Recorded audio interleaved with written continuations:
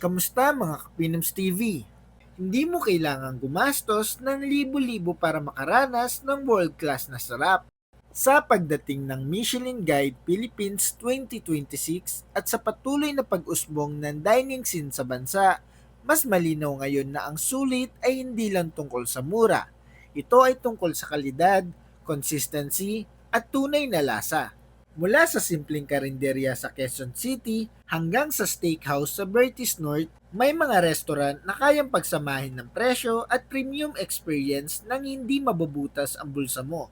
Sa listahang ito, tutuklasin natin ang 10 pinakasulit na restaurant sa Pilipinas ngayon 2026. Mga kainan na hindi lang trending, kundi kinilala rin ng mga respetadong food authorities at patuloy na dinadayo ng mga Pilipino. Handa ka na ba? Simulan na natin. Number 10, Delina. Sa San Antonio Exchange sa San Pedro, Laguna, ilang minuto lang mula sa Alabang, matatagpuan ang isa sa mga pinakausap-usapang destination restaurant ngayong 2026, ang Delina. Kilala ito bilang modern Italian comfort concept na nag-evolve mula sa mas naunang noodle lab project na mag-asawang sina Nico at Alay Gonzales. Sa presyong humigit kumulang 1,400 pesos hanggang 1,900 pesos para sa dalawang tao, nakakapag-pasta date ka na nang hindi kailangan mag-check-in sa 5-star hotel. Ang kanilang 100-layer lasagna at OG carbonara ang madalas i-feature sa food blogs at local media dahil sa handmade pasta sheets at traditional technique na gumagamit ng egg yolks, pecorino at guanciale style preparation. Walang cream alinsunod sa Roman method. Trending ang Delina ngayon 2026 bilang isa sa mga worth the drive restaurant sa South dahil sa kombinasyon ng kalidad at presyo. Ayon sa mga review platform at food publications, consistent ang feedback tungkol sa freshness ng pasta at balanced flavors. Ang pag-usbong ng mga regional dining hubs sa labas ng Metro Manila ay isa rin documented trend sa Philippine dining scene nitong mga nakaraang taon, kung saan mas maraming diners ang willing bumiyahe kapalit ng mas magandang value for money experience. Sa ganitong konteksto, naging standout ang Delina bilang halimbawa ng high-quality Italian cuisine na hindi presyong hotel. Siguro'y napapaisip ka kung bakit ito sulit.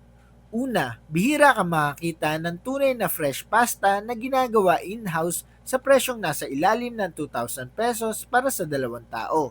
Pangalawa, generous ang portions at pwedeng paghatian ang isang lasagna at isang pasta dish plus starter. Pangatlo, ang ambience ay modern ngunit relax, hindi intimidating. Para sa mga naghahanap ng Italian comfort food na may kalidad at craft, malinaw kung bakit patuloy na dinadayo ang Delina ngayon 2026. Number 9, Black Bull Steakhouse and Bar. Sa Ayala Malls Bertis North sa Quezon City, matatagpuan ang Black Bull Steakhouse and Bar. Isang steakhouse na mabilis sumikat noong 2026 dahil sa konsepto nitong affordable luxury. Sa presyong nasa 1,500 pesos hanggang 2,000 pesos para sa dalawang tao, posible ang steak date na hindi lalampas sa budget ceiling ng listahang ito. Tampok dito ang Black Angus beef cuts na karaniwang iniuugnay sa mas mahal na hotel steakhouses. Sa global beef grading standards, ang Black Angus ay kilala sa mas magandang marbling na direkta nakakaapekto sa tenderness at flavor. Ayon sa industry data, patuloy ang paglago ng casual premium dining segment sa Pilipinas kung saan naghahanap ang consumers ng mas mataas na kalidad ngunit hindi kasing taas ng presyo ng fine dining. Ang Black Bull ay malinaw na nakaposisyon sa ganitong niche. Sa pamumuno ni Executive Chef Roel Acol sa ilalim ng management ni Will Nang, pinagsasama ang classic steakhouse techniques at approachable pricing. Hindi ito Michelin-starred fine dining, ngunit nakakasabay sa kalidad ng karne at plating. Sulit ito dahil sa price to quality ratio. Isang shared steak, dalawang side dishes at drinks ay kaya pa rin pumasok sa ilalim ng 2,000 pesos kung tama ang order strategy. Para sa mga gustong mag-level up mula sa fast casual patungo sa mas premium na karanasan nang hindi gumagastos ng lampas sa budget, ang Black Bull ay malinaw na isa sa pinaka-praktikal na pagpipilian ngayon 2026. Number 8, Fong Wei Wu. Sa 82 Banawe Street sa Quezon City, makikita ang Fong Wei Wu, isang Taiwanese restaurant na naging Michelin Selected 2026.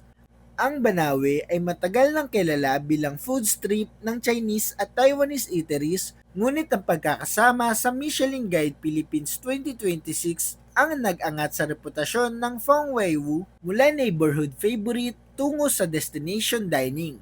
Ang presyong 800 pesos hanggang 1,300 pesos para sa dalawa ay pasok na pasok sa sulit category, lalo na kung isasaalang-alang ang authenticity ng kanilang menu. Kilala sila sa braised pork rice, fried pork chop, at iba pang Taiwanese comfort dishes na malapit sa lasa ng mga kilalang kainan sa Taipei. Ang Michelin Guide bilang Global Restaurant Authority na itinatag noong 1900 sa France ay gumagamit ng 5 criteria kabilang ang quality of ingredients at consistency. Kaya ang pagiging selected ay indikasyon na pasado sila sa international na pamantayan. Noong inilunsad ang Michelin Guide sa Pilipinas, ilang lokal na kainan ang kinilala sa ganitong kategorya, kabilang ang mga nasa casual segment. Bakit nga ba sulit kumain dito? Ang serving sizes ay sapat para sa sharing at ang presyo ay halos kapantay lamang ng mid-range mall restaurants. Ngunit ang lalim ng lasa, lalo na sa slow-braised dishes, ay mas malapit sa authentic Taiwanese cooking kaysa sa generic Asian fusion. Para sa mga naghahanap ng international flavors na hindi kailangan lumipad papuntang Taiwan, ang Fong Wei Wu ay malinaw na isa sa mga pinakasulit ngayong taon. Number 7, Manam, Comfort Filipino. Ang Manam Comfort Filipino na pag-aari ng The Moment Group sa pamumuno ni Aba Napa ay isa sa mga pinakakilalang modern Filipino restaurant brand sa bansa. May mga branch ito sa BGC, Makati at Quezon City at ang kanilang Ayala Triangle branch ay kabilang sa mga kinilala sa Michelin Bib Gourmand 2026, isang kategorya ng Michelin Guide na tumutukoy sa restaurants na may mahusay na kalidad ng pagkain sa mas abot kayang presyo. Sa presyong 1,200 hanggang 1,800 para sa dalawa, makakakain ka na ng house crispy sisig at sinigang na short rib and watermelon. Isang creative twist sa tradisyonal na sinigang.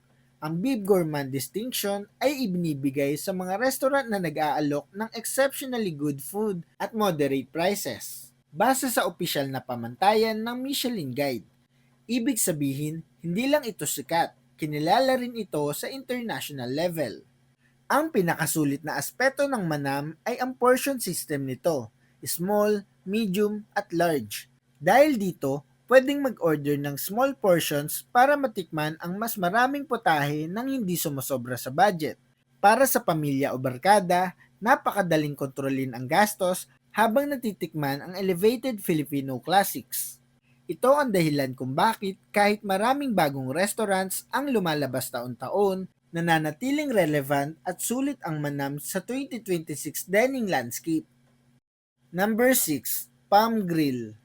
Sa 179 Tomas Morato Avenue sa Quezon City, matatagpuan ang Palm Grill, isang restaurant na nakatuon sa Zamboanga at Samba Sulta Heritage Cuisine, Zamboanga, Basilan, Sulu at Tawi-Tawi. Pinamumunuan ni Miguel Cabel Moreno, kinilala ito bilang Michelin Bib Gourmand 2026, isang malaking hakbang para sa Southern Mindanao cuisine na bihirang ma-feature sa mainstream Metro Manila dining scene. Sa presyong 1,000 hanggang 1,500 pesos para sa dalawang tao, makakatikim ka ng pianggang chicken, isang black and coconut-based dish na may kakaibang smoky at native profile. Ayon sa cultural food researchers, ang cuisine ng Zamboanga Peninsula ay may impluensyang Malay, Tausug at Spanish, kaya kakaiba ang flavor combinations nito kumpara sa karaniwang lutong Luzon. Ang pagkilala ng Michelin sa Palm Grill ay indikasyon ng lumalawak na appreciation sa regional Filipino cuisines. Sulit ang Palm Grill hindi lamang dahil sa presyo kundi dahil sa rarity ng pagkain. Mahirap makahanap ng authentic Southern Mindanao dishes sa ganitong price range sa Maynila. Idagdag pa ang cultural storytelling sa bawat putahe. Mula sa spices hanggang sa cooking techniques, Kaya ang dining experience ay hindi lang busog, kundi may kasama pang edukasyon. Para sa mga gustong tuklasin ang mas malalim na bahagi ng Filipino culinary identity nang hindi lalampas sa 1,500 pesos para sa dalawa, malinaw kung bakit nasa top 6 ang Palm Grill sa ating listahan. Number 5, Chichis Pansit Batil Patung. Sa gitna ng Makati food scene na kadalasang iniuugnay sa mamahaling kainan, may isang simpleng putahe mula Tuguegarao ang umangat sa international radar, ang Chichis Pansit Batil Patung. Sa presyong nasa 400 pesos hanggang 700 pesos para sa dalawang tao na, isa ito sa pinakaabot kayang kainan sa listahang ito. Ang batil patung ay isang kilalang noodle dish mula Cagayan na binubuo ng Mickey noodles, giniling na karne, atay, itlog na binati at ibinuo sa ibabaw at minsan ay may kasamang lechon kawali chunks. Ito ay comfort food na may malalim na regional identity. Ngayon 2026, napabilang ito sa Michelin Selected Philippines, isang kategorya na ibinibigay sa mga restaurant na pumasa sa quality standards ng Michelin inspectors, kahit hindi Bib Gourmand o Star level. Ang pagpasok ng isang pansiteria style concept sa Michelin Guide ay patunay na hindi lang fine dining ang kinikilala, kundi pati ang tunay at tapat na lasa. Ang Michelin Guide na kilala sa global credibility nito sa restaurant evaluation ay gumagamit ng anonymous inspectors at standard criteria sa lahat ng bansang sakop nito. Sulit kumain sa Chichis dahil sa laki ng serving at dami ng toppings. Ang isang special order ay kadalasang sapat na para sa dalawang tao, lalo na kung may kasamang sabaw at extra toppings. Hindi ito plated tulad ng fine dining, ngunit ang authenticity at generosity ng serving ang tunay na puhunan nito. Sa presyong halos katumbas lang ng isang fast food combo meal para sa dalawa, nakakakain ka ng regional Filipino dish na kinilala sa international guide. At iyan ang tunay na kahulugan ng sulit. Number 4, Somtay. Sa Tomas Morato, Quezon City na may branch din sa Opus Mall, matatagpuan ang Somtay, isang restaurant na naging Michelin Bib Gourmand awardee ngayong 2026. Ang presyong 1,200 pesos hanggang 1,600 pesos para sa dalawang tao ay naglalagay dito sa kategoryang affordable luxury, lalo na kung isasaalang-alang ang kalidad ng ingredients at plating. Kilala sila sa pad thai, crispy pork belly at khao soi, isang northern Thai curry noodle soup na may creamy at spicy profile. Ang Bib Gourmand distinction ay ibinibigay ng Michelin Guide sa mga restaurant na nag-aalok ng excellent food sa reasonable prices. Hindi ito basta popularity contest. Ito ay resulta ng evaluation base sa ingredient quality, mastery of cooking techniques, harmony of flavors, at consistency. Ang pagkilala sa Somtay ay bahagi ng mas malawak na pagpasok ng Michelin Guide sa Pilipinas, kung saan mas nabibigyan ng spotlight ang Southeast Asian cuisine sa loob ng bansa. Sulit ang Somtay dahil sa kombinasyon ng ambience at lasa. Ang interior ay modern at IG-friendly, ngunit ang presyo ay hindi kasing taas ng hotel-based Thai restaurants. Para sa dalawang tao, maaaring mag-share ng isang curry, isang noodle dish at rice na hindi lalampas sa 1,600 pesos. Sa ganitong setup, nakukuha mo ang experience na parang nasa Bangkok ka, ngunit nasa QC ka lang talaga. Iyon ang dahilan kung bakit patuloy itong dinadayo kahit may pila tuwing weekends. Number 3, El Poco Cantina. Sa Malate, Manila, matatagpuan ang El Poco Cantina, isang Mexican-Filipino fusion restaurant na napabilang sa Michelin Selected 2026. Sa presyong 800 pesos hanggang 1,200 pesos para sa dalawang tao, isa ito sa pinaka-generous pagdating sa portion sizes. Ang kanilang birria tacos ang pangunahing dahilan kung bakit ito naging viral sa social media, kasama ang malinamnam na quesadillas at slow-cooked meat fillings. Naging trending pa ngayon 2026 nang ibinahagi ng may-ari na inakala nilang scam ang unang email mula sa Michelin Guide. Ngunit matapos ang verification, opisyal silang napabilang sa Michelin Selected list. Ang ganitong kwento ay nagpapakita kung paano ang mga independent at casual dining spots ay maaaring makapasok sa global culinary conversation basta't consistent ang kalidad at lasa. Sulit na sulit ang El Poco Cantina dahil sa laki ng servings at intensity ng flavors. Ang 1,000 pesos ay kadalasang sapat para sa tacos, quesadillas at drinks na maaaring paghatian ng 2 tao. Hindi ito fine dining setup, casual at relaxed ang vibe, ngunit ang lasa ay layered at well-developed. Para sa mga naghahanap ng international comfort food na hindi lalampas sa mid-range mall pricing, malino kung bakit nasa top 3 ng ating listahan ang El Poco Cantina. Number 2, Aida's Chicken. Sa basement ng Makati Cinema Square matatagpuan ang Aida's Chicken, isang pangalan na matagal nang kilala sa Bacolod dahil sa authentic chicken inasal. Itinatag ni Aida Villaririt, ang brand na ito ay opisyal na napabilang sa Michelin Selected 2026 sa presyong 500 pesos hanggang 800 pesos para sa 2 tao. Ito ang isa sa pinaka-budget friendly na Michelin-recognized spots sa Metro Manila. Ang chicken inasal ay isang kilalang Ilonggo grilled chicken dish na may distinct marinade ng kalamansi, suka, bawang at anato oil. Ang chicken oil na kasama sa rice ay isa sa signature elements nito. Ang pagkilala ng Michelin Guide sa isang inasal house ay patunay na ang Filipino regional cuisine ay may puwang sa global stage. Ayon sa Michelin criteria, mahalaga ang consistency at ingredient quality. 2 bagay na matagal nang pinagmamalaki ng Aidas. Sulit ang Aidas dahil sa laki ng serving at lasa na hindi nagbabago sa paglipas ng panahon. Hindi ito fine dining. Simple ang lugar at minsan ay matao. Ngunit sa presyong halos katumbas lang ng 2 fast food combo meals, nakakakuha ka na ng smoky, juicy at authentic Bacolod inasal na kinilala pa ng Michelin. Sa usapang presyo at kalidad, ito ang isa sa pinakamalinaw na halimbawa ng sulit. Number 1, Morning Sun Eatery. Sa 120 JP Rizal, Project 4 Quezon City, makikita ang Morning Sun Eatery, isang family-run karinderya-style restaurant na naging bahagi ng Michelin Bib Gourmand 2026. Sa presyong 300 pesos hanggang 600 pesos para sa 2 tao, ito ang pinaka-affordable sa buong listahan. Kilala ito sa authentic Ilocano comfort food tulad ng dinardaraan, igado, at iba pang homestyle classics na inihahain sa turo-turo format.